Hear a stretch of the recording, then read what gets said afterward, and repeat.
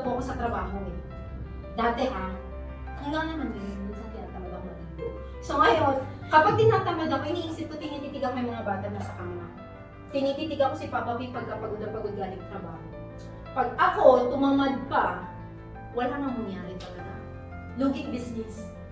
Yun yung lagi ko iniisip. Kalaban ko utak ko at yung katawan ko kasi napapagod tayo. Naiintindihan ko yun. Kapatid ko 11 p.m. 12 pero sabi ko sa kanya, Sarah naman yun with a S. Sarah Jane, pag hindi ka naging consistent dyan, mapuputol yung sistema, yung momentum mo. Wala na, back to zero ka ulit. Ngayon kasi may algorithm, I don't know if you're aware about the algorithm, yung iba siguro. May algorithm na eh, halimbawa sa TikTok ang pinafollow mo food. Lahat ng lalabas mo sa feed mo food. Kasi nakukuha na ng algo ng account mo yung mga food. Kapag puro chismis, puro Tony Fowler, lahat yun, puro chismis. Diba? Ganon din sa Reels, ganon din sa Instagram, ganon din sa TikTok, diba?